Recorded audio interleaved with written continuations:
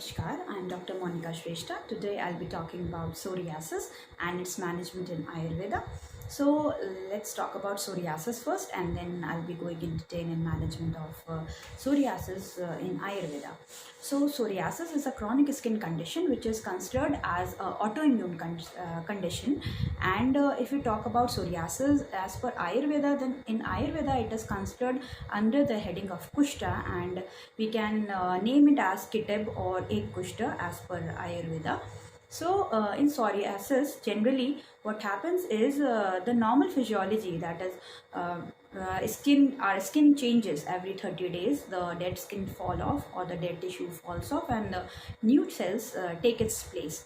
But if this procedure is fast enough, that is if because it happens in 30 days and now it is reduced to 15 days, the skin cells that come up, they start collecting over there, and that represents as a patch over the skin. So this is the actually you can say the kind of pathology that is going on in your body if you are suffering from psoriasis.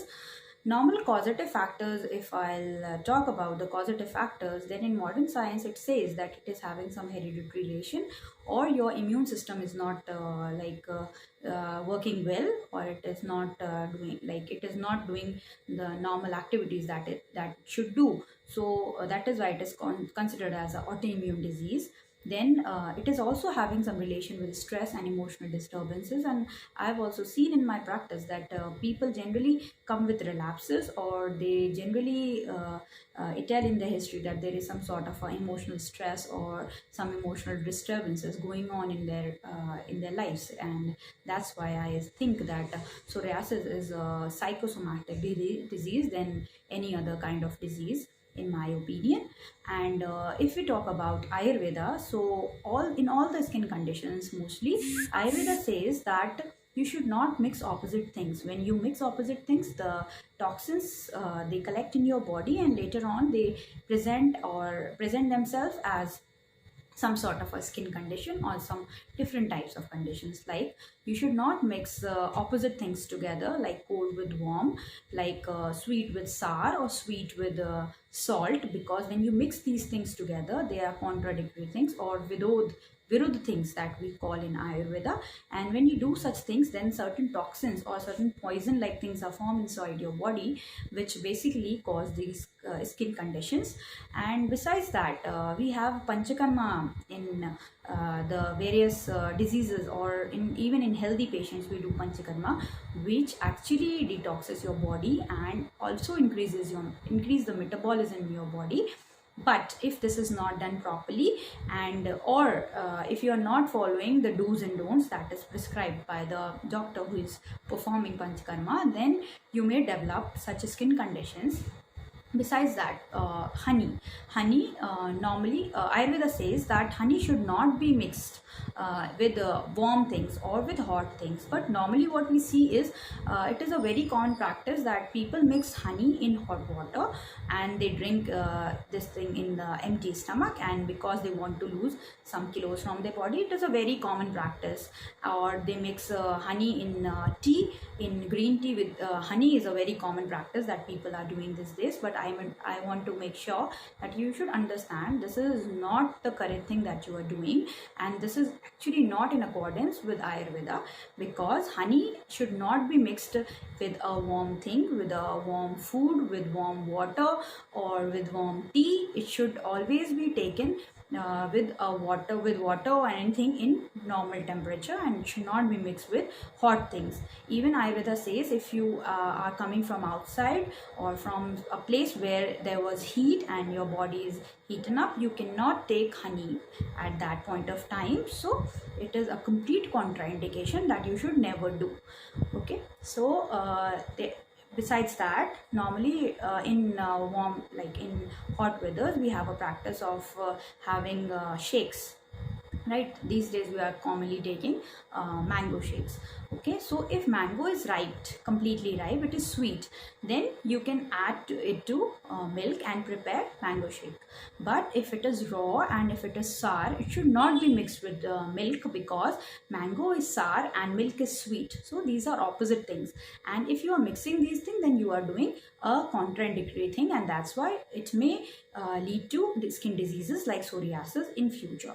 So you should avoid all these things. Even alcohol and smoking and all these things also make you prone to develop psoriasis. And if you are if you have psoriasis, then you should definitely avoid these things.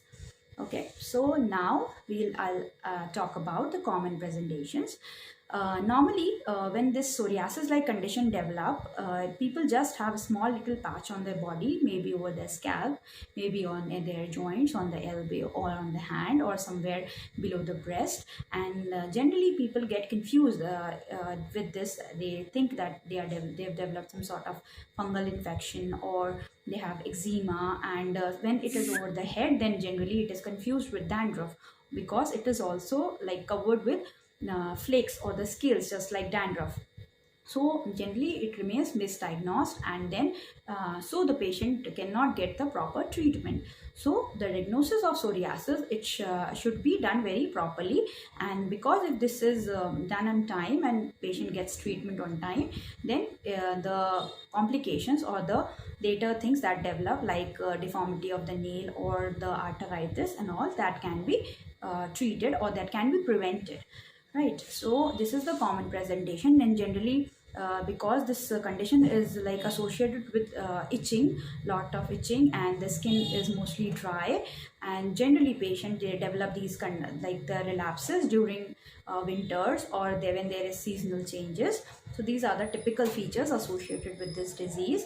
And there can be so much of itching that patient may itch, and they can be bleeding from that spot. So all these are the common conditions. And in psoriatic arthritis, patient will have joint pains, and there will be psoriatic patches. And if the nail is involved, then you can see some furrows, or there can be some hole like thing, not the complete hole, but a sort of depression on the nails. So these are the common presentations of psoriasis. Now coming to the management in Ayurveda. Since in Ayurveda we do holistic treatment, and we don't just see or just look at the disease, we treat the patient as a whole holistically. So in Ayurveda we have basically 4 things by which we treat. First of all is the internal medicine, then we have Panchakarma, that is the Shodhan medicine or the detox kind of treatment that we do, and then we concentrate on the food and the different lifestyle things that the patient is having. So first of all, Ayurveda says that you have to avoid the causative factors. That is the first line of treatment. So starting from the causative factors that I told you, you have to avoid all those things, mixing opposite things. That is sometimes the part of your daily routine, and you have to understand that, and you have to make that change. Okay, then smoking, drinking, all these things should be avoided. You have to take healthy diet. Then coming to the next step, that is Shodhan or the Panchakarma.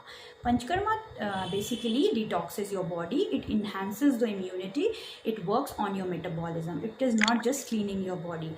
Okay, that should be very clear. That you should be very clear about that. Panchakarma is not just detoxing or cleaning your body, rather it is doing several other things simultaneously. Just as when you have to dye a cloth, you have to first wash it. So if at all you have to take some medicines also, if you undergo Panchakarma, then the medicines are absorbed well. So Panchakarma should be done, but it also depends on the personality or the body type of that person. If a person is very weak, then Panchakarma is only performed by the doctor if he or she thinks it is appropriate. So it is not that every person can undergo Panchakarma. It is completely dependent on the body type, on the you can say if the person is fit for that treatment, then only it is performed. So it is the call of the doctor. If the doctor thinks that the patient can undergo Panchakarma, then only Panchakarma is performed. And the next step is our internal medicine. So there are numerous internal medicines which can be given for psoriasis, and psoriasis can be treated really well in Ayurveda. And if you've been to a doctor, you go to a doctor on time, or expert doctor who is like having experience in this, then you will not develop psoriatic arthritis and all those chronic illnesses that I told you about. And starting from the Panchakarma, so if Panchakarma is done, because Panchakarma is done in this condition because Ayurveda text recommends Panchakarma. Ayurveda says that in conditions like skin conditions like psoriasis, eczema, all these conditions, if a patient undergoes Panchakarma or the Shodhan on time and regularly, these toxins are removed from your body. Because I told you, these toxins get collected in your body in like years of time. Like it takes years to get to collect all these toxins inside your body. So you cannot expect just one Panchakarma and you'll get rid of all the toxins that you've collected in your body.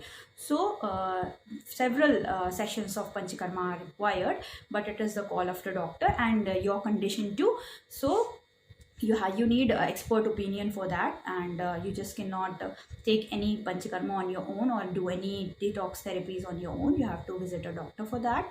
And there are many OTC medicines available for psoriasis, but I don't recommend these because as I told earlier, Ayurveda treats the patient, right? So every patient is different, every patient is having different body type and different prakriti. So if 1% is like getting relief from one medicine, it is not a guarantee that other person will get relief from the same medicine with the same dosage, because your prakriti is different from the person who is next to you or who is suffering from same disease condition. Even you must have seen that the presentation of different disease is different in different body types. The disease may be same, the diagnosis may be same, but the presentation, the involvement is different. Okay, so that's why the medicines are also different for the different patient. So I may do just Panchakarma in a patient and the person may get relief, or I may even not do Panchakarma in a patient. I just may give some medicines and some lifestyle changes and the person may get relief. So this is completely dependent upon the patients and the disease condition also. So that's why expert opinion or expert, you have to visit an expert in this case, and you just cannot take any medicine from the medical store and get relief. Okay, so this thing should be very clear. And normally I'll see that people think that Ayurveda is not having any side effects, so you can just go for any medicine and you can just eat or take any medicine, or you can just follow any remedy in the name of Ayurveda. This is not true actually, and with this lecture with this session and lecture, I would just want to emphasize this, because Ayurveda also has side effects if it is not taken in the proper dosage for the proper duration, and if the drug is not treated well or prepared well, because we have so many heavy metals in these drugs. We have many poisonous things in this drug, but these are very effective. That's why these are being used. But if it is not prepared well, if it is not treated well, because when we use heavy medicines or when we use poisons in the drug, we actually prepare it properly, we actually detox them properly, and then we use it. There are so many different procedures for doing it. So if we are using certain medicine and if it is prepared well, then only it will work and it will not cause any side effect. But if you are just taking any medicine on your own, and then you cannot say that it will not cause any side effect. It may cause side effect because it may not be as per your body type, and it may not be there are certain durations for which a medicine can be taken, and if you are not taking medicine till that duration or for a longer duration, it may cause harm to you. So that thing should be very clear by now, that if you are taking any Ayurvedic medicine, it should be under the prescription or direction of a physician or a doctor who is an expert in Ayurveda, and not just buy OTC medicine or over-the-counter medicine from any medical store and start taking it. Then you cannot blame Ayurveda for not getting relief or getting some side effects. So thank you. Have a nice day.